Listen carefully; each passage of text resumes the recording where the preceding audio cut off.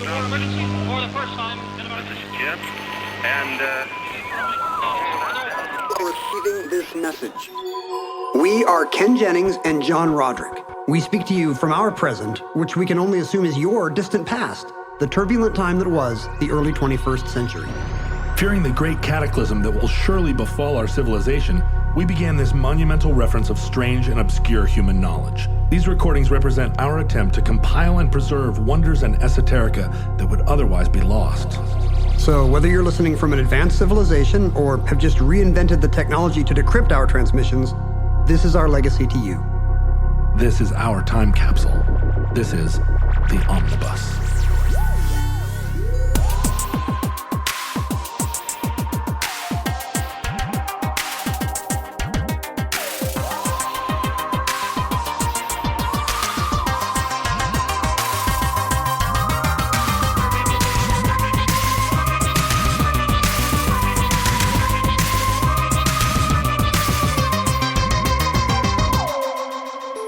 You have accessed entry 681.2S1918, certificate number 19361.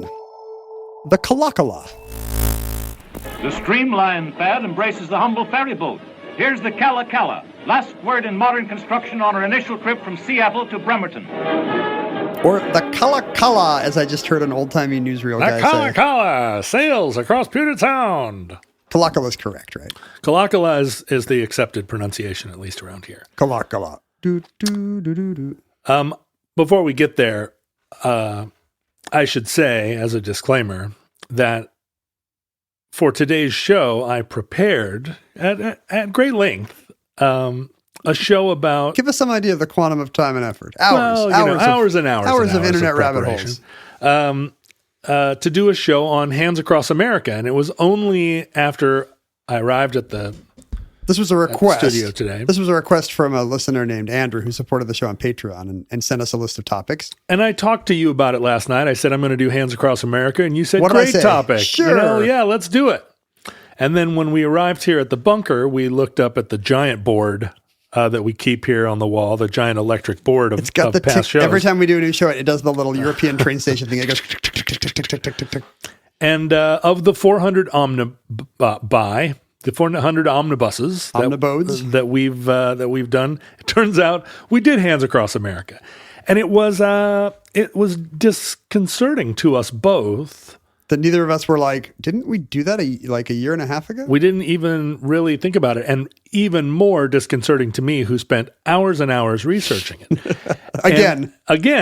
And what's funny is that as I was researching it, the familiarity of all of the stuff, the Bob Geldof and Paula Yates, the Ethiopian famine, all of the stuff. You just thought this was lived John Roderick lore. Right. Of course I know all that stuff because this is it is the whole premise of Omnibus that we do shows about things that we would otherwise just be researching for fun. And yes, of course I've gone down a rabbit hole about the Ethiopian famine, and I know all about 80s pop culture. So none of it, the familiarity of all the information never translated to me going, wait a minute, I've told this story. I think I was fooled by Andrew, who suggested it as a topic, which made me think, oh, we must have, just yammered on about Hands Across America at some point, but never done a full show about it, which is true of many things that we yammer on about. Like, it would not be unlike us to yammer on about some forgotten bit of 80s nostalgia. We could have talked about Hands Across America for 30% of a show about a completely different topic. And then got back into the Polish army or something. And what's funny is I thought briefly, did I do a show about the famines in Ethiopia, which also could be a omnibus topic? I thought maybe it had been USA for Africa. I thought maybe that had been the show. But it's also, that's a big part of it. Anyway, so I came prepared, and we talked about it before we started recording. I still don't remember all the things I covered. And I'm very curious because I got to the end of my preparation and happened upon the Sport Aid attempt to raise money for Africa, which was actually a very successful global marathon competition that encompassed 274 cities globally ran marathons. Simultaneous marathons to raise money for Africa. And it coincided with a UNICEF conference, which just happened to also be happening on May 25th, which was the day of Hands Across America. Oh. And so... Were there marathons trying to get through the walls of people? This is the thing. Because Hands Across America had, Ronald Reagan and Yoko Ono holding hands, although in London, 200,000 people showed up to run the marathon. In New York, it was only 4,000 people because everybody was over at the George Washington Bridge holding hands. And that seemed like a thing I hadn't talked about in the episode before. It seemed like a new discovery. Maybe the show should have been Sport Aid. Well, the thing is that, Sport Aid... It's a terrible name. It sounds like an electrolyte drink. It's pretty bad. But the best thing about Sport Aid is that although Hands Across America was kind of a financial bust, and unlike all of the big singles that raised tens of millions of dollars, it actually took money away from Ethiopian children. It basically, they spent like more money making T-shirts than they made selling T-shirts. But Sport Aid made a ton of money. Sport Aid actually was a huge success, like $65 million or something. I now decree that we should forget the Kalakala and just talk about Sport Aid now for the rest of the show. I'm afraid, I'm afraid I have drunk the Sport Aid, John. that exhausts because Sport Aid was going to be the way that I landed the episode.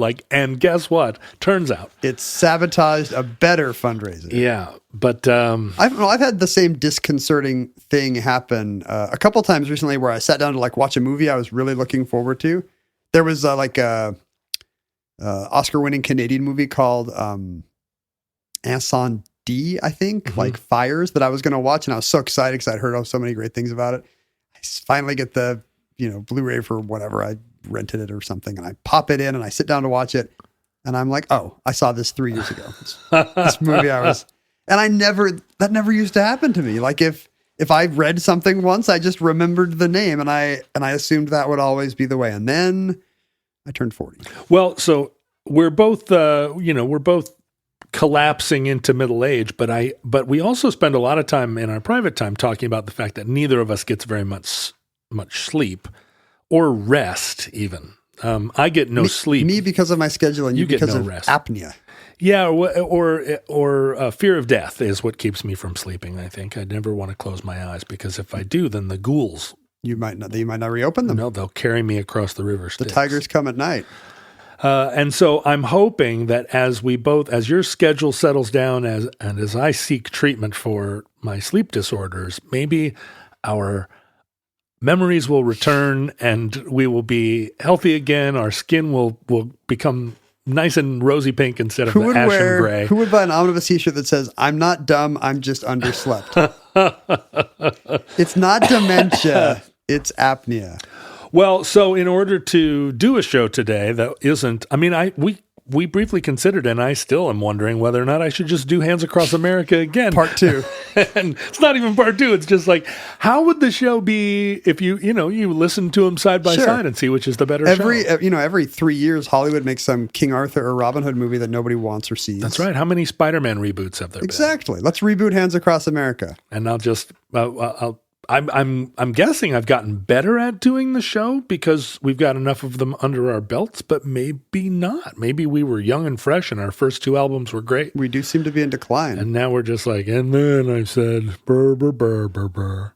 I actually remember one thing from the Hands Across America show, which is we were talking about how because Ronald Reagan was in the chain, you could assassinate him from 8 states away if you wanted to with a sufficiently high voltage. Yeah, but you'd also you'd kill Oprah. You'd kill Yoko Ono, and where would we be now? Where would we be? So instead, I have pivoted to Andrew's other choice. I wanted to do Andrew had an idea to do a show about the speed talking guy from the 80s commercials. Right. And I thought that was a little thin on the ground, but I did think there could be an omnibus in people who have become briefly famous for talking weird. Fast talking. In history. Not just fast talking, weird but talking. Yeah. Like the mouth noises guy from Police Academy and the Donald duck guy. And you mentioned Ernest. Well, what about Bobby McFerrin? He's Sure. singing, but it's still a kind of weird thing. There was a white mouth sounds guy, like in the pre-Police Academy days. I think he was like a Prairie Home Companion guy, and he put out a best-selling book about how to make. You can weird. make that. That's nice. That's what I learned from the book. My brother learned how to do the theremin thing where you hum and whistle at the same time, so you sound like a 50s UFO. I've always wondered about circular singing, being able to, the Frank Sinatra thing where you hold the note for a long time because you're breathing in as you. Did we talk about circular singing in the Tuva I show? feel like we talked about it during the Hands Across America episode. The Hands Across America episode contained multitudes. Every omnibus is within it. Yeah.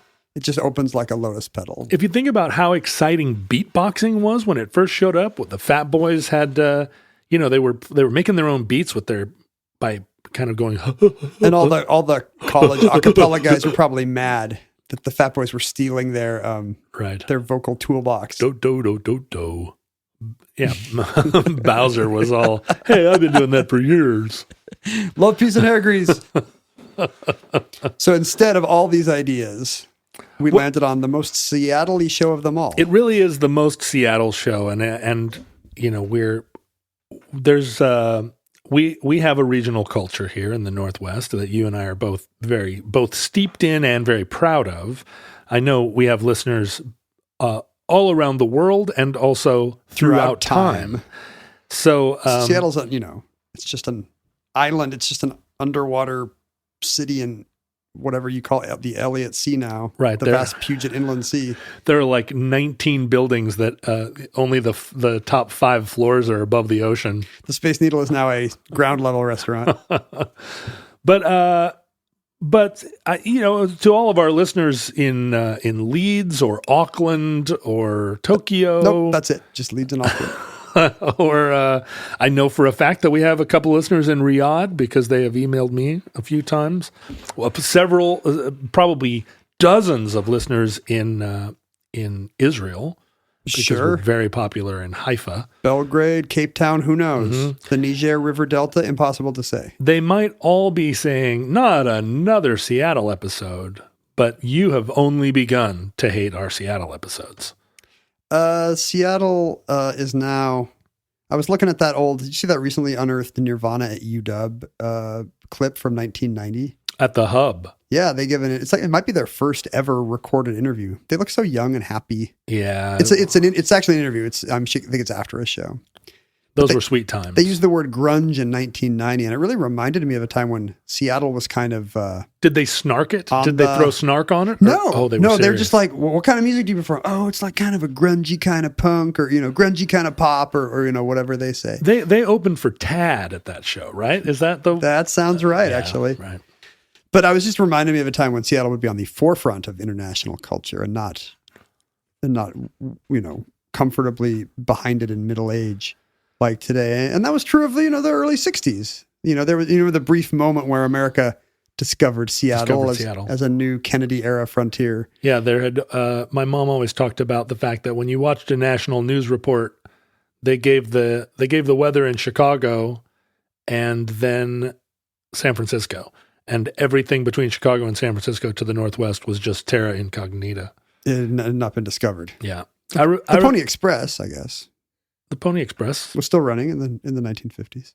They didn't even worry about the weather, but it never came to Seattle either. No, I remember being in Spain in like 1995, and there was a bar in Marbella called Seattle Bar. And I remember walking in and just feeling so proud. They had a picture of Chris Cornell on the wall. So the decor, it was a grunge. It was so bar. Grunge, and they were just playing grunge music over the stereo. And it was 95. What if that had taken early. off? Like how there's Irish bars in every city. What if there had been bar. all appropriation-y Seattle bars everywhere in the world? If there had just been something that bridged the gap between Soundgarden and Modest Mouse that was not the presidents of the United States of America, so that there was some continuity, right? I think we had to do something else. It couldn't be rock music. We couldn't still be grunge. We would have had to invent some kind of cuisine or something, and instead we just gave you Amazon. I'm afraid, is the sad story. Blue Origins is what we'll be remembered for, because everyone listening to this program will be living on an off-Earth colony. We'll all be wearing Jeff Bezos cowboy hats. You're floating around your little cabin listening to us. But our story actually begins in San Francisco, which is true of so many stories about Seattle. Because you know what the weather is like there. But also, unlike here. San Francisco was the first really big West Coast town, and Seattle made its bones initially mining coal that we shipped to San Francisco to fuel the gold smelters. We were a suburb. Yeah, right, a distant suburb. That's a long boat ride, too. Bad weather. When I do that drive, I'm still like, why am I doing this? I know, 12-hour drive, but it was long boat ride. And then, of course, San Francisco pre-Great Fire of San Francisco was made out of Pacific Northwest lumber.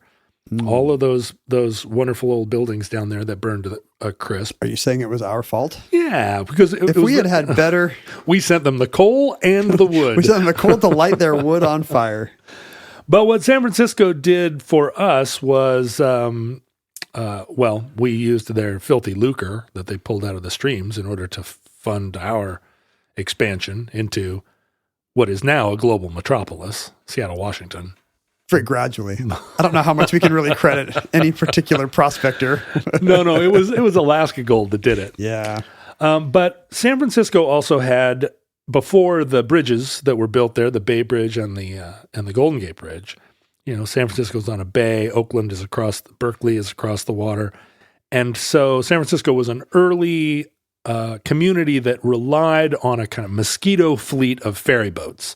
So many ferries transiting that bay, a big part of the economy. And the ferry boats were that many companies in competition with one another, but they also were part of a transit system. So, one company that was running a kind of integrated system, trains, trolleys, down to boats. It was like a transit system, but not yet a public one. There was no state agency saying, here's the ferry schedule. Right.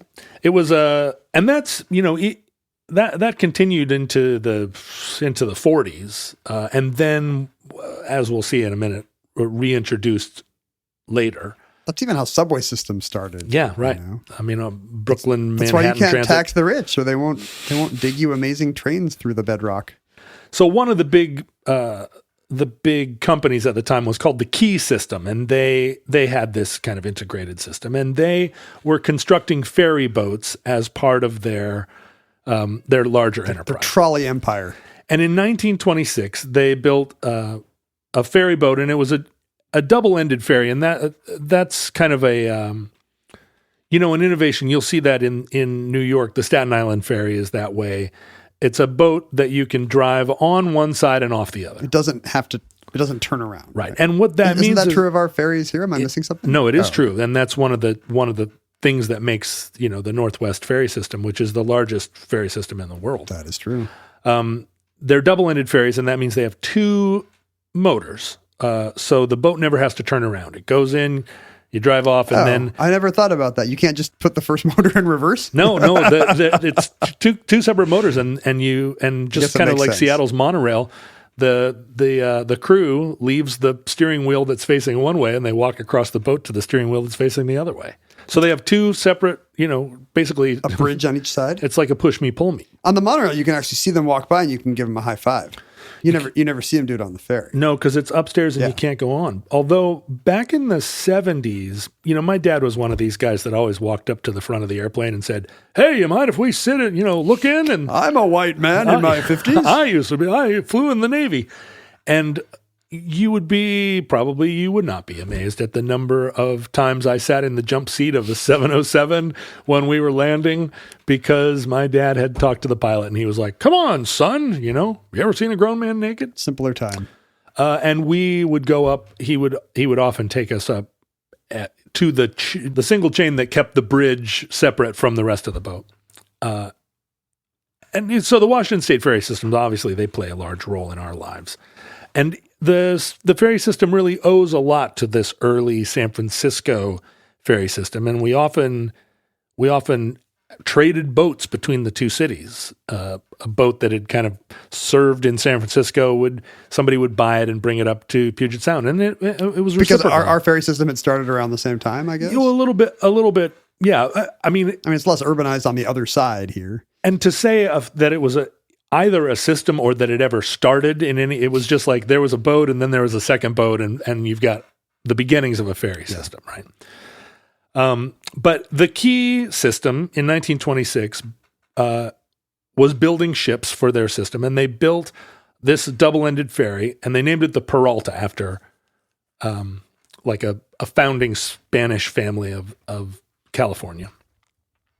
And it had... Not after Stacy Peralta, the famous skateboarder?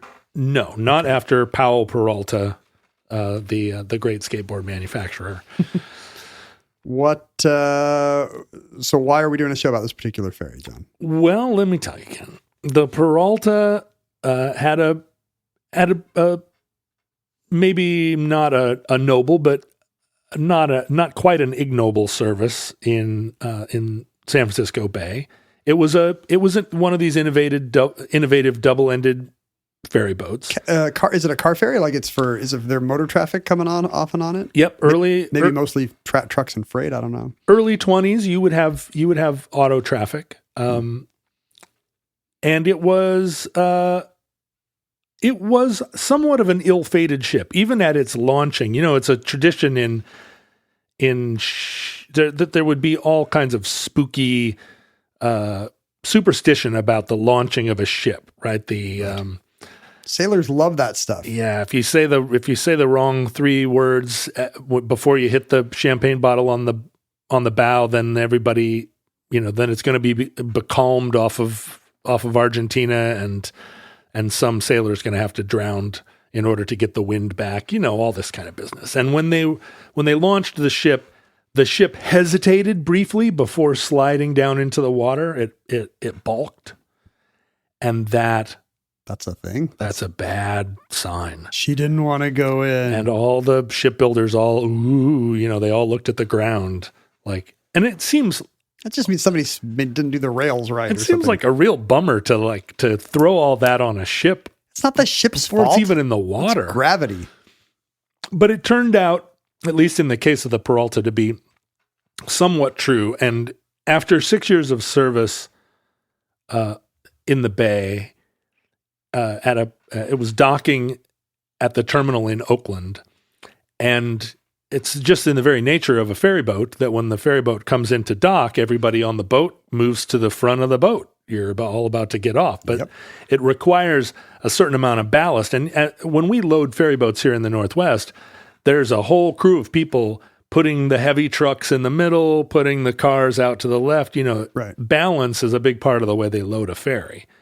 And it even happens on planes. The way they offload it. You get yelled at if you switch to the other side. No. This, have you ever seen this happen? No, because I'm a white guy. I never get yelled at. Somebody moves seats and they're like, actually, sir, no, we've already figured out we need this many. I mean, it's mostly on smaller planes. Yeah, no, I always move seats, and they're always like, "Can I get you a free drink?" And I'm like, "I don't drink, thanks." Yeah, the plane probably crashes then. But I'll take some popcorn. I've never been on a plane that crashed. You're exactly the kind of big guy that should not be just calling on audible on moving seats. The thing is, I know enough about balance in aircraft that I always put myself, directly over the wing. You don't even have to think about it. I'm Instinctively, you move to the place that helps the plane. You guys think the plane is balanced, but I know how to balance. I've been giving it some thought.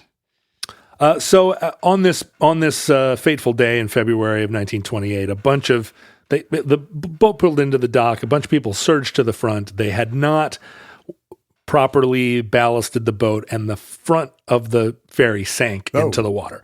And a bunch of water then swamped the front of the boat. 5 people died. It was kind of a big, it was sort of a big ugly moment. The boat was put back into service. It continued into the early 1930s, with a little bit of a shadow over it. And then in the early 30s, there was a big fire again at the Oakland terminal. It started in a train trolley shed adjacent to where the boat was docked. But the fire basically raged and burned everything above the water line off of the Peralta. Wow. So it was just the just the bones of it. Yeah, the kind of the floating carcass. All the superstructure was gone, and it was just the hull. But the hull was not nothing, and was discovered by a man by the name of Alexander Peabody, who was the president of a Seattle-based ferry company called the Puget Sound Navigation Company, and he saw in this hull an opportunity to buy a cheap hull, tow it up to Puget Sound, rebuild the boat and make a new ferry for what was called the Black Ball Line. Puget Sound Navigation Company was called the Black Ball Line. And in San Francisco, all the boat companies had these kind of racy names. There was the blue and gold, the red and white, different ferry lines all had, I don't know why. I guess red, black. There's more gold. glamour. I mean, it's a little bit like it's the closest thing to a sea voyage maybe a lot of these city folks will ever take. So it's not like the subway. It's not a public utility back then. It's an exciting day out. Yeah, exciting. And both of these cities, San Francisco and Seattle, their inland bays are very foggy, kind of. They're bigger than a breadbasket. They feel like seas. Yeah. And so, you get out there, the sea is rough, the fog rolls in. It seems like a bigger operation than just part of your commute until you meet somebody who commutes from Winslow to Seattle every day and just wants to be left alone to read their newspaper. Although that kind of dates me. That's probably the majority of, unless it's like a sunny summer weekend, that's the majority of Washington State Ferry. Yeah, they just sit in their cars. They're not having fun. I always see the people sitting in their cars, and I think you, sir, are dead inside. Yeah, right. Go up on the deck. Look at the seagulls, but they're just like, I'm just trying to get to Seattle, man. Leave me alone. The invention of the cell phone probably tripled the number of people who just sit in their cars on the ferry. The last time I took the Vashon ferry a couple of times this past week, and I'm sad to say one of the times I just sat in the car. I found out my kids were sitters in the car, I just thought I have failed. Come on up. They've got jigsaw puzzles on the Edmonds Ferry. 3 days after I was born, I took my first Washington State ferry, the Edmonds to Kingston route. I've been on ferries my whole. That's also my first ferry, life. by the way. Edmonds Kingston. Yeah. We used to take that all the time. Yeah. We would just go for fun, get ice cream, come back. We lived in Kingston and my dad worked in Seattle. So he commuted every day on the freaking boat. I was on it all the time. And I was always a get out of the car and go to the top of the deck. But no, times have changed. That's because we didn't have phones. We had those little things where you press the button and it squirts the hoops and through the water. No, you know what? You know what it is? It's COVID has closed the cafe, so you can't get the hot dog and popcorn that used to make a ferry boat ride so exciting. I got my kids ferry food once, and it's pretty gross. The ferry food. Yeah, it's gross. But what do so is prison food, but it's all you got. I never actually went to the cafe much. You're kidding? No, I would just go up to the top deck, the sun deck. Yeah, we call it here on the Washington State Ferry system. Hot dog and popcorn is what we called it. Anyway, there in the 30s, the Black Ball Line brought the hull of the Peralta up to Lake Washington, to a shipyard there that used to be like a major shipbuilding center there. What's now at the port? Or? Well, no, Kirkland. Oh, really? Kirkland used to be where boats got made. Now it's just where people spend too much for a waterfront condo. Why would you do? So they put the cut through Montlake and then they just started building big ships in Lake Washington? Yeah. Maybe because it's smoother water? Yeah, it's just calm and there was I guess a good deep water moorage there. Even now, if you go look at the waterfront in Kirkland, your eye can refocus and there's actually a little shipbuilding center there that's not just pleasure boats. There until recently there was a big ocean-going vessel parked there. So what did they do to the Peralta? Well, so they were going to build a new superstructure on the Peralta. And at the time, the real shipbuilding center in the Northwest was across Puget Sound from Seattle in a town called Bremerton. And it was the naval center of shipbuilding for, well, really a lot of the Pacific coast. It was a major shipyard. And it remains a major Navy shipyard to this day. Still a big naval. We just had a chat with a omnibus listener who's stationed there now. Who has just been taken out of. He just lost his last ship, not because of any fault of his, but because the ship was poorly made. And he's waiting for his next commission, or his next, not commission. He's waiting for his next ship. What do you call that? I don't know. Is there a word for that? It's not captaincy because he's not a captain yet. Not a captain yet. He's hoping. He's been approved. He's bucking for captain. But if you go over and drive around Bremerton even now, it's where a lot of ships are mothballed. That was where the USS Enterprise ended its reign as aircraft carrier of the world. There are a lot of aircraft carriers stacked up there even now, and I don't think they're not mothballed so much as they are just waiting to be dismantled. They're just chilling. And there's one of those in San Francisco Bay too. I don't know if you remember when you would drive into San Francisco and cross over that big slough, and there'd be all those World War II era Navy ships just tied up to one another, kind of really close to the San Francisco shipyard that was there right in the region, right across the river from the Port Chicago incident that we talked about on a long ago omnibus that I do remember. Is that the one where they go to in Star Trek 4 to steal the fissionable material from the Enterprise? Yeah. Oh, that's Alameda, actually, right? Yeah, no, that's a different one. I don't think they kept the Enterprise upriver, and they did end up bringing it up to Puget Sound. But this shipyard in the 30s was a booming business, and the Black Ball Line wanted a new ferry to make that run, the cross Puget Sound, Seattle to Bremerton run, because there were a lot of people that were doing that commute, actually working in the shipyard and living in Seattle. Still, probably that's the most. You think that's the most taken ferry route up here? That's a busy route. I think that the Kingston Edmonds ferry is a major. That one backs up more for sure. Well, it's all those people trying to get out to Kitsap County. When we said at the beginning, middle of this episode that we were going to talk about Seattle, this is really we're just going to get down into the minutia. Like, what route do you take if you're at 99 and I often will not take 185th? Edmonds Kingston just because it backs up first. Like on a weekend. What do? You take Winslow Ferry and drive up? You can take Winslow and drive up, but honestly, if there's more than an hour wait at Edmonds, you should just drive around. You should take Tacoma Narrows Bridge. But that's so jammed up now, that whole get across the bridge thing, that sometimes the traffic's backed up all the way to Tacoma. Tacoma often has a little bit of a backup. But my rule of thumb is if you have to wait for more than one ferry at Edmonds, you should do it by dry land. Really? Yeah. Huh. The land route to the peninsula. When we lived in Kingston, my mom and dad, I'm sure I've told you this before, but they kept a car in Winslow. They kept a car in Edmonds. So they could just passenger ferry? And they kept a car in downtown Seattle in a garage. Well, that must be nice, Mr. Monopoly. Well, this was in the old days when you could just park your car, it was $5 a month or whatever it was. And in Winslow and in Edmonds, they could just park on the street and nobody ever cared. And so, they did this thing where he would... And then they had one car in motion, and he would take the passenger ferry, call from a phone booth like, I'm going to be in Winslow, and then she would drive down, or he would get the car and drive up. It was a lot of fun. So do you think back then even your parents talked in that newsreel voice? Absolutely. Until 1974, everyone talked like this. It just stopped like one day. They're like, wait a second, the curse is broken. Well, they talk like normal people when they talk, but as soon as they're on a telephone or anything like that, hello, get on the wire. What are you doing there? What do you know, Joe?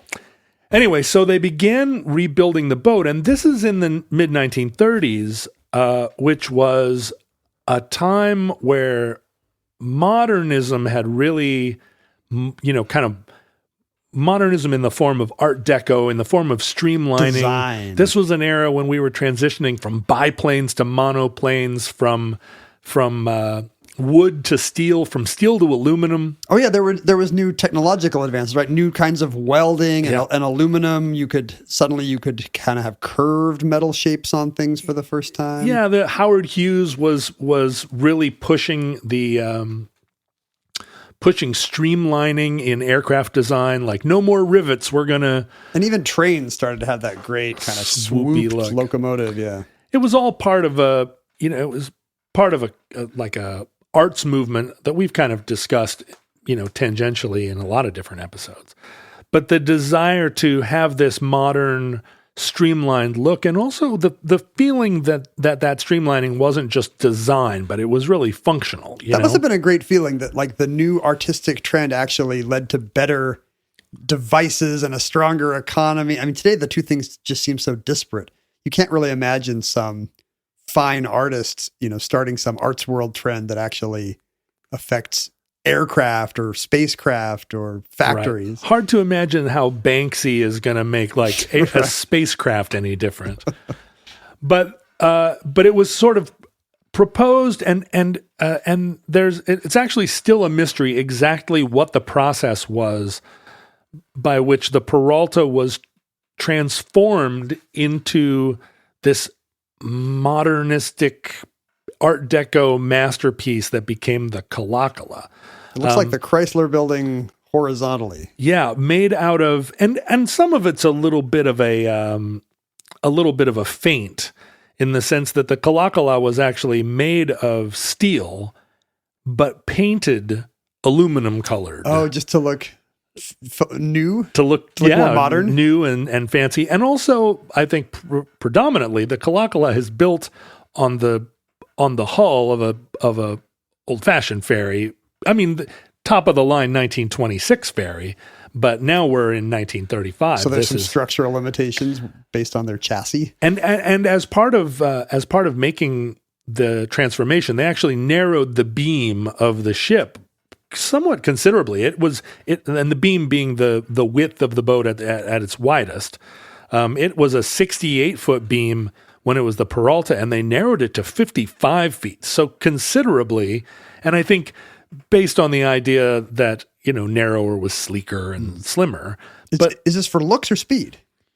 Both. Yeah. And, there is a formula in ship design that I think is poorly understood, or at least poorly understood by me, that the longer... You would know, I guess. The longer the ship, the faster it is. And it's why the biggest, and we talked about this in the Cutty Sark. Have we done an episode on the Cutty Sark? I'm afraid. Oh, we called it something else. It was about the race, the T race. Right, the T race. No, we talked about it again in the episode about the world's largest ship, the Seawise Giant. The Seawise Giant.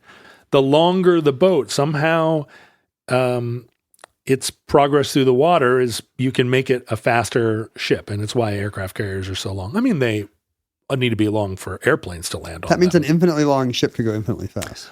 There is a little bit of a scientific paradox, I think. If maybe paradox is the wrong word, but an infinitely long. If a ship was as long as the world, it would be able to go around. Well, and it would. It would already be there. It wouldn't be a double-ended ship. It would be a zero-ended ship. So, in redesigning the boat, this is a time also when one of the major industries in Seattle and in Washington was the Boeing Company, which was also working in this new novel design. That's where it really matters, right? No rivets or, that's where you really care about that kind of stuff. So this kind of, it feels somewhat like a collective effort. There's even a suggestion that the original idea came from Peabody's mom, who said, why don't you make it like a deco boat? His wife took credit for the suggestion, but no one actually has demonstrated like an ironclad claim to have designed this boat, which was... Or even aluminum clad claim. Or even an aluminum painted steel clad claim. No one can prove credit for designing it. And it's really kind of a one of a kind marvel. It doesn't look like other ships of the time, right? It's an icon of design that became a very, very famous, like internationally famous ferry boat. I remember the first time I never saw it in person, but I remember walking out of this, just a block from this place we used to like to eat in Port Angeles, which now we can't because I think they're all weirdo anti-maskers. Like at the height of the pandemic, this gastropub put up some sign that was like, wink, wink, we can't ask about your underlying health conditions if you don't wear your mask. That's clever. But just a block from there's a massive mural on the street in Port Angeles. That's just a kind of a beautiful kind of period looking view, like an old travel poster of the Kalakala racing across the Sound. And it looks like an alternate future. It looks like some boat that never existed. Yeah, even now, the Buck Rogers-ness of it is really extraordinary. And it became a muse for artists. And we'll see that plays a large role in its future, or in its life. So an out-of-work Boeing engineer named Louis Proctor made a scale model of it. And actually the model was what they based the design or the construction of the boat on. These were, back in the days, I guess, where you could carve out a wood model, painted aluminum, and they'd go, "Oh no, we know what to do." The engineer would come in and take a tape measure. Yeah, we'll make this bigger. Yeah, this is nice. This is nice. We can do it. So they built a new boat on top of the Peralta, and it was no longer a double ender in the sense that they took what would have been, I guess, the front engine out because they needed a fast boat. This was going to be a ferry that made multiple crossings in a day, and they wanted it. Part of the selling point was get across the Sound to Bremerton, in record time. And so they fitted it with what at the time was an enormous engine, a 3,000 horsepower diesel engine that sped the boat across the water. And in doing so, it could get up to 18 knots. But in doing so, they made it a single ender. They put the engine in the back of the boat. You could still drive off the front, but there was the streamlined nose of the boat became a clamshell instead of an open. Oh, I see it. You get there and it opens. It opens and you don't have to get off in reverse. Right. Okay. And so it has this kind of they went to great lengths to streamline it in the hopes that it would increase its efficiency and increase its speed. Like they Frenched in all the running lights. It looks like a porpoise, and they moved the bridge, the cabin on top where the bridge sits. They moved it further back so that it kind of looks like the cockpit of an aircraft. And in a way, kind of looks like the saucer of the USS Enterprise, the space one. Yeah, right. The center bridge of a flying saucer. Although this is kind of pre-flying saucer, pre-flying saucer, right? And may have influenced the flying saucer. Yeah, that's where they got the idea. They were buzzing around Mount Rainier, and they were like, "Hey, look at that ferry." But all the portholes were perfectly round circles, but not in a yo ho ho way, but in a kind of it really does look modern.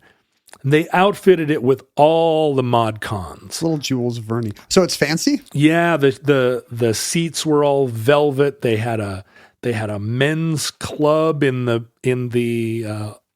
hull, but there was a women's club upstairs. There was an orchestra that was part of the boat that played back and forth. In the basement,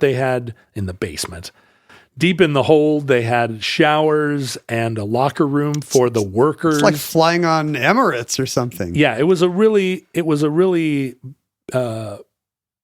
elegant thing, particularly for Puget Sound in the 1930s, which was not. Sure, it's a blue collar. Yeah, I mean that's not what I associate with 30s Seattle at all. No, and this is making a trip to the ultimate working class destination, a shipyard. Yeah.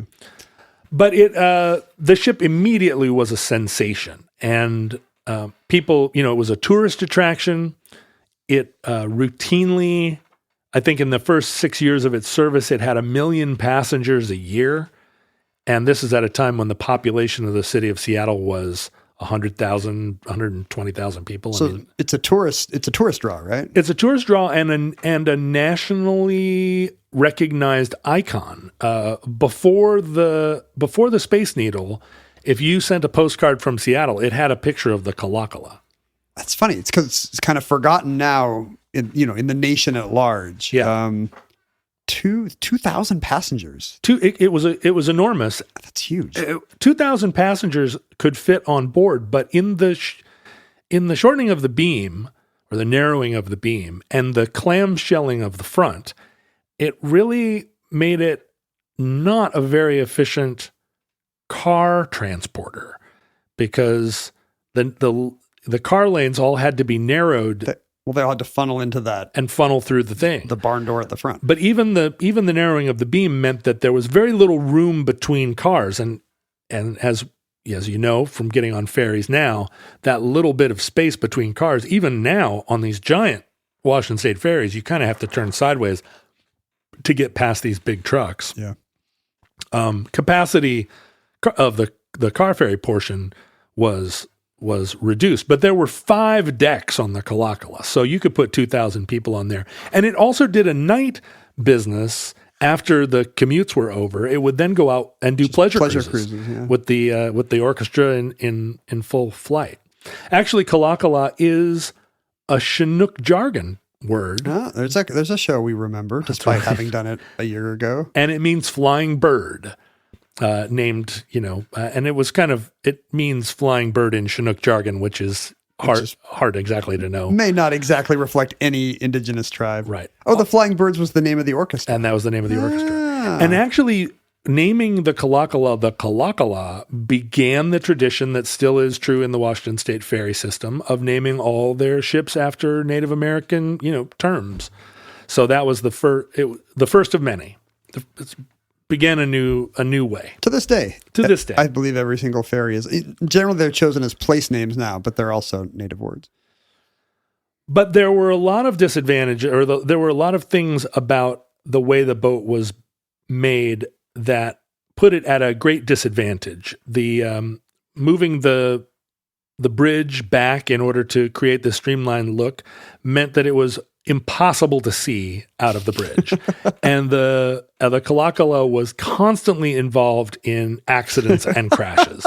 It crashed into no fewer than 12 boats in its time, and almost captain's like, sorry, didn't see you there. Oops. I mean, it would crash into tugboats that were there to help. It's always leaving notes on windshields. It crashed into the Coleman dock in Seattle so many times that it actually permanently malformed the Coleman dock from just every time.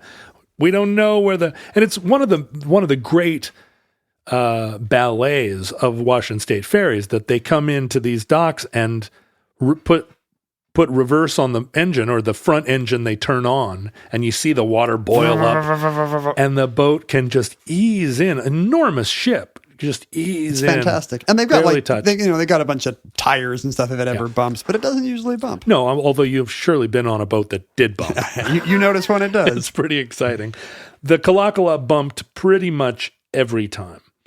But it was still beloved. And the Kalakala was outfitted with the first ever, right after World War II, it was outfitted with the first ever commercial radar available on a ship, a technology developed during the war. It was only military ships that had radar until 46. The Kalakala. Wow. And the Kalakala actually had the FCC license number 001 for radar use. But the maybe defining feature of it, and the worst feature, was that the hull of the Peralta, still powering this machine, was not powering, but still the functional architecture of it. Yeah. The giant 3,000 horsepower motor situated in the hull of this ship, not designed to accommodate it, there's some suggestion that it had been slightly misaligned, and the Kalakala suffered from incredible vibration when it got up to speed. So although it could make that crossing at 18 knots, it didn't, because it would rattle the lunch counter in the lounge? Bouncing and loud. And so would they go more slowly, or would it just be a wilder ride? It was just it was just part of the experience of the Kalakala. And you wonder what it would have been like if they'd actually just built it from the water up. Yeah. And given it an actually new streamlined hull as well. The black ball line wanted people in Seattle to call it the Silver Swan, but it eventually became known kind of as the Silver Slug because it looks like a slug. Got him. It does look kind of like And it also had some other names. The Galloping Ghost was another one because of its slamorama. But by the mid-50s, times were changing. The Kalakala fell somewhat out of fashion. The new Washington State, the new 50s modernized ferries, which don't look Art Deco, look very much like the ferries we have today. Back to double enders, those iconic white and green ferries were all introduced in the 1950s. More efficient and just more, accommodate more cars. When the Kalakala was first went into service, cars were a lot smaller. In the 1930s, it could accommodate 110 cars. But by the 1960s, when cars got all fat, it was half. It could only hold 60 cars of the 60s style. So in the 50s, it moved out to Port Angeles, where that's why it's there. Yeah, where it did the Port Angeles to Victoria, Canada run across the water, and that then became a part of the Juan de Fuca culture up there. But by 1967, and during the World's Fair, it was actually brought back into service to Bremerton as part of, the World's Fair in Seattle was all about that modern style. And it actually did tours over to Bremerton, like fast tours for people that were visiting the fair. So for one last time, it was like a big symbol of Seattle. You'd see the Space Needle and you'd see the Kalakala. Hop on the Kalakala. Yeah, the fancy imitation aluminum boat. But by the 60s, it was retired from service, and it was purchased by some Alaskans that were looking for a floating fish cannery.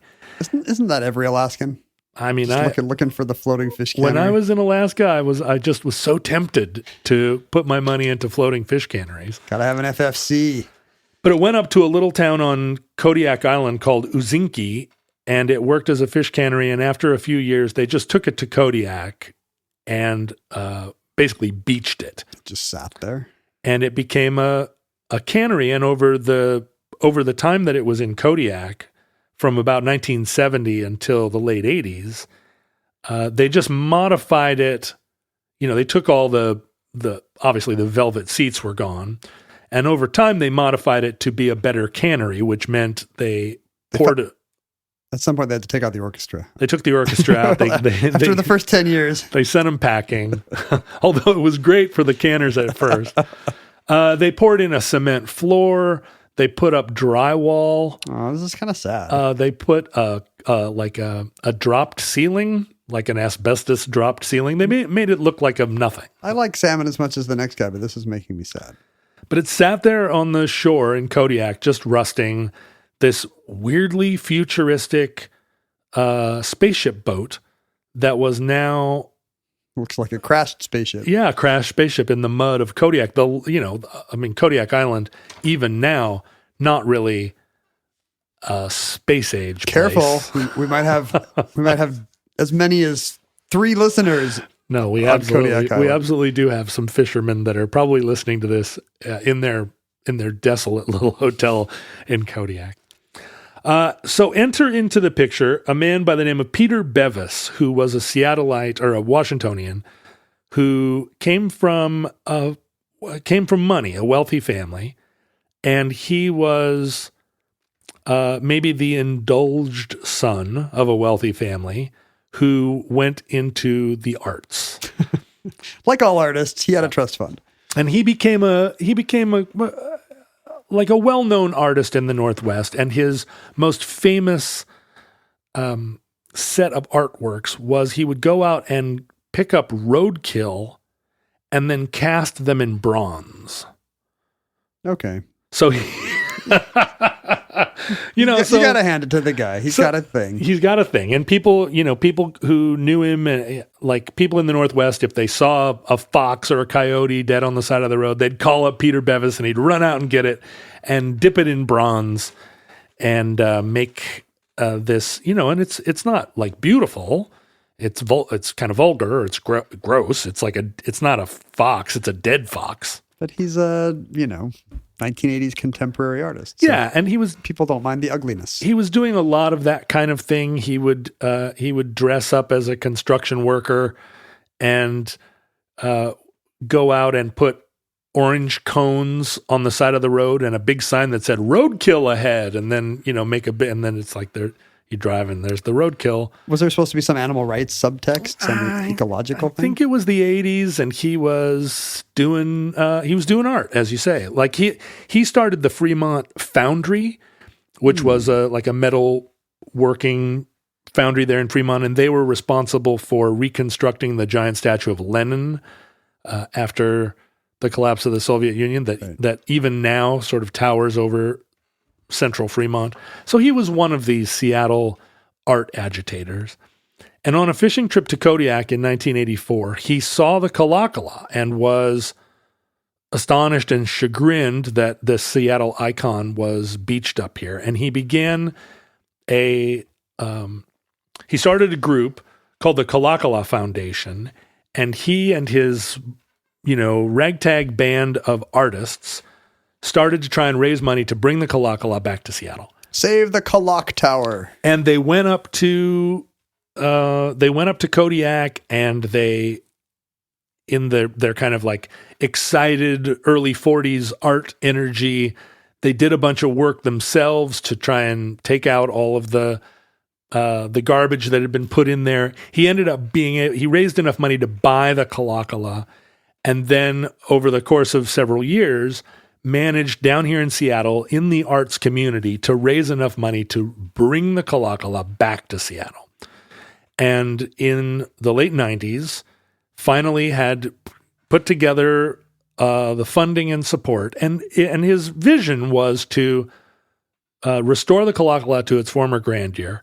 And as a ferry, or as a pleasure cruiser, as a thing, to ply the waters of Puget Sound. Probably he'd put the Flying Bird Orchestra back on board and use it as a booze cruises, a destination, right? A booze cruise.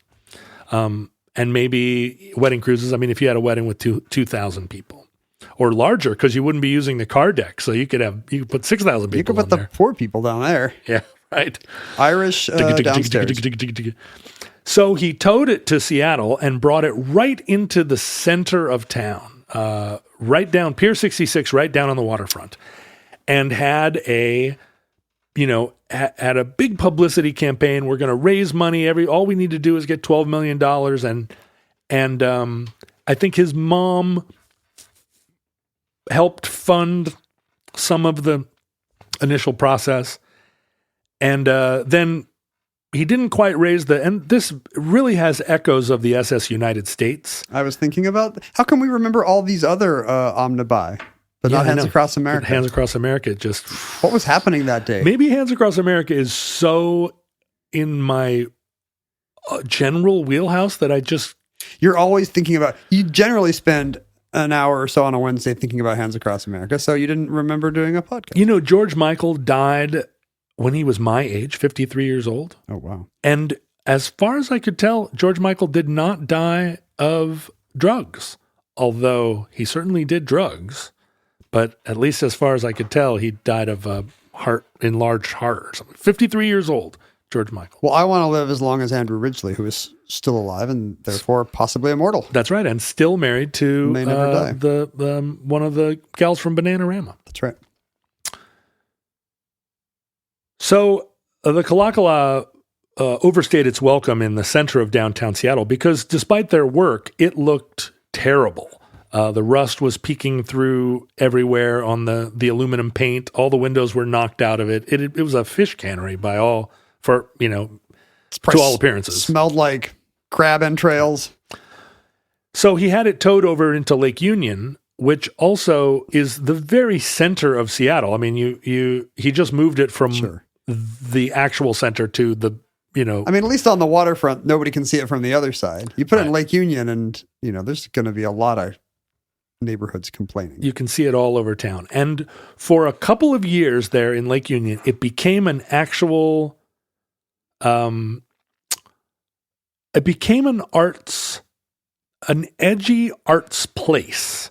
It was always kind of off limits because it was tremendously unsafe. He lived in it briefly. Peter Bevis moved into the meat locker in the old kitchen. He loved the roadkill aesthetic. And I think he actually had like a campfire that kept him warm because he was an artist, right? He was roadkill. Oh, and also Bevis, during the Exxon Valdez spill, he went up and bronzed dead otters as part of his overall project. Imagine that guy watching CNN headline news every day, hoping that there's some new dead animal he can cast. Let me go find the latest dead animal. Well, I just wonder where those bronzes are now. It's not a thing that you would get rid of, but it's also not a thing you'd really have in your living room. I don't see them in galleries here. No, I don't either. Anyway, so there was a brief moment in the late 90s, early 2000s when art happenings happened on the derelict Kalakala. Like unofficially, people would kind of sneak on? There were concerts. My friend Evan Kane, the violinist, did a like a show or like a live recording of his band Moom. There was a pirate radio station set up in there briefly. When I was in Harvey Danger, there was scheduled a photo shoot for the band in the Kalakala. And when we were getting ready to go to do the photo shoot, the 4 original members of Harvey Danger said to me and Mike Squires, the new hired gun members of Harvey Danger, you know what? I think for this article, we're just going to have the 4 of us. And so Mike and I were there with our hair combed, and they went and did it. But you can still see the Harvey Danger Kalakala. But you missed your chance. That was did you ever go aboard? I didn't. It was right there. I saw it all the time. Everywhere we drove, it was there. But no, my opportunity, and I wasn't in the let's go on board the spooky ship mode at the time because I had a girlfriend and she was already impressed. I didn't need to impress her with that kind of thing. And Scooby-Doo had taught you just to avoid spooky ships. Don't get on spooky ships. But it was a place, and I remember a lot of different people having theater happenings and whatnot there. Mm-hmm. But eventually, Lake Union, the shipyard where it was moored, did not want it anymore. It was kind of listing, and there were many, many last-ditch attempts to raise the money to resurrect the Kalakala. And a lot of it was presented to the city of Seattle as a kind of almost a guilt trip. Sure. Why wouldn't they? I mean, this was the symbol of their city for decades. Yeah, this was our thing, right? And it needs a few million. Yeah, a few million or maybe 20 million, but whatever it needs, why can't we're a rich town. We got local millionaires. But nobody wanted to, like the SS United States, nobody quite wanted to do it. And I think the thing about restoring a ship is it's always bigger than a breadbasket. It's just a money pit, right? So eventually Peter Bevis had it towed again all the way out to Nia Bay, which is the furthest northwest corner of Washington. That's the furthest northwest corner of anything. I mean, that's right. I mean, before Alaska, that's where America ends. And that whole area is owned by the Makah tribe, and he contracted with them to moor the boat there. But very quickly, the Makah realized, wait a minute, this is a derelict boat, and you don't have the money, and this guy hasn't been paying his fees in Seattle. Yeah. We don't need the hassle. So at that point, I think Bevis ran out of steam, and he sold the boat to a man by the name of Steve Rodriguez, who had a similar plan. He was going to take it to Tacoma, and he had the money to envision himself buying old ferry boats from around the country, bringing them all together to Tacoma and restoring them into a mighty mosquito fleet of vintage ferries that were going to be some kind of crazy, that were going to define Puget Sound, the vintage ferries running everywhere. I love the idea. But he also couldn't get it together. He fought, he ended up getting in real Dutch with the port of Tacoma because he wasn't paying his bills. Yeah, he wasn't paying his bills, and he kept promising. He had a big vision, but he never was able to actually convert.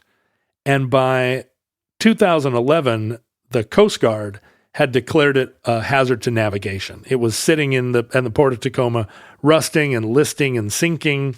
And Rodriguez, as a sort of last-ditch maneuver, the state sued him to remove the boat, and he countersued the state of Washington, saying that Washington had an obligation to fix the Kalakala. A moral and nautical obligation. A moral obligation to preserve this icon of the Northwest. My guess the law recognizes no such obligation. He sued the state for $50 million to fix the boat.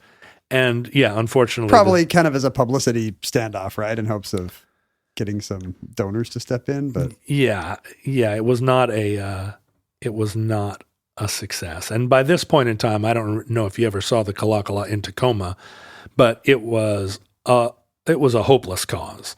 When you look at the SS United States, it still looks like a ship, but the Kalakala looked like it hadn't been anywhere in 40 years almost. It looked like a reef at that point, but it was still floating. In the end, the owner of the dock where the Kalakala was moored, Carl Anderson, took the wreck in exchange for back rent that he was owed by Rodriguez. And in 2015, it was scrapped. Oh, just for parts? It was scrapped. For it was metal, probably. Taken apart where it sat, and a few things that hadn't been stripped off of it long ago, a few portholes and sections of metal were sold off, kind of like when they tore down the music hall and sold off all of the terracotta.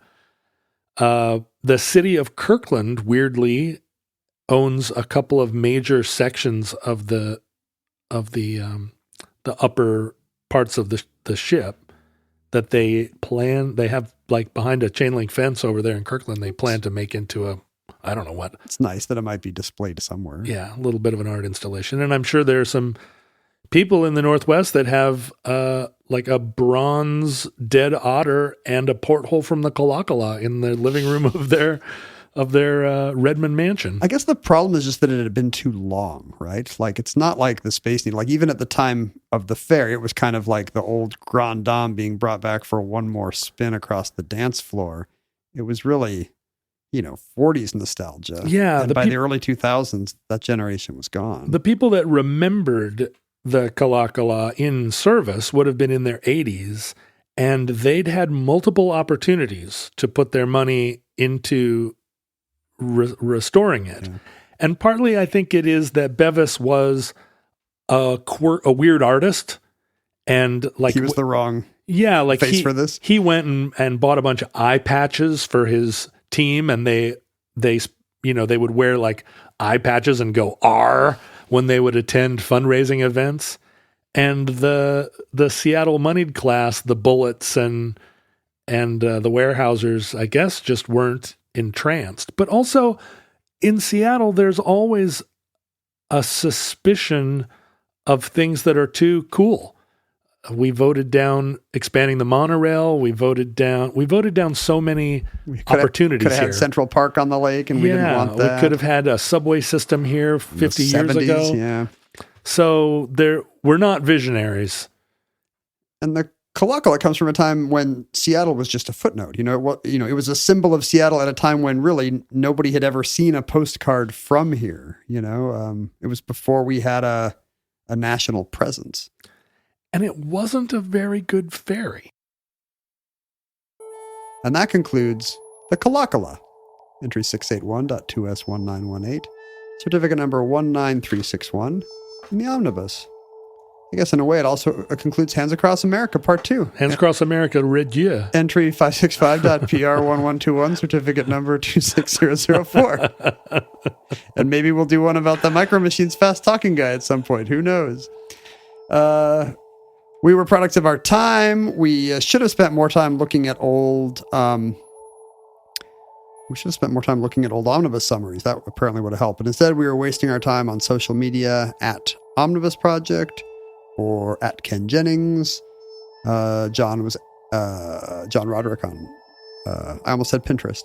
That's not true. I was John Roderick on Pinterest And Patreon. The website that I hate so much. I hate it and I hate Yelp both. Find his Etsy store where he's selling bronze roadkill. Unless you work at Pinterest or Yelp, in which case, love your work. Send me free stuff. We received email at theomnibusproject@gmail.com. That often helped power our monthly addenda shows, which are a lot of fun. We got a new one coming out in just a week or two, the end of every month. If you are not listening to those, it's probably because you are just not a good-hearted person. Otherwise, you would have supported the Patreon at patreon.com/omnibusproject. Mm-hmm. And you would have heard all those. Thanks again to Andrew for suggesting the very omnibus-y topic for today's show, almost just straight down the plate. Well, and you rescued me because I already knew a lot of that stuff, and I was sitting here studying my notes for Hands Across America, trying to figure out how do I squeeze another show out of this without even really knowing what we talked about. I was like, okay, Kalakala, I know that story. Nobody's going to listen to him back to back, probably. You can send us physical items at P.O. Box 55744. Did I say the right number of numbers there? P.O. Box 55744. Yes. Shoreline, Washington, 98155. I've found I have this weird cognitive thing where I've said this outro stuff so many times that I can't say it at normal speed or inflection anymore. I kind of have to, I just kind of have to do the song of it. Mm-hmm. You can find your fellow futurelings by looking for that word on Facebook or Reddit or Discord, I think. You can certainly, if you like the word futurelings, you can get it on a shirt. There are so many cool shirts. Some cool omnibus merch available at omnibusproject.com/store, I believe. Mm-hmm. Hold Seems on. right. Let me just type that in and see if it resolves. It'll be a fun little project for me. If not, maybe I can remember what the right thing is. Yay, it worked. Yay. Okay, that was correct. Mm. And I did that. I did the mail. That seems like it was pretty solid, right? Yeah. We're there. We're gonna stick the landing on this show. How long is this show right now? It's pretty long, considering that we had to talk about Hands Across America and the speed talking guy. We did 20 minutes of a different show. Futurelings, from our vantage point in your distant past, we have no idea how long our civilization survived. We hope and pray that the catastrophe we fear may never come. But if the worst comes soon, this recording, like all our recordings, may have been our final word. I should have done this in the voice of the fast talking guy. But if Proudness allows, we hope to be back to you soon with another. Micro Machines.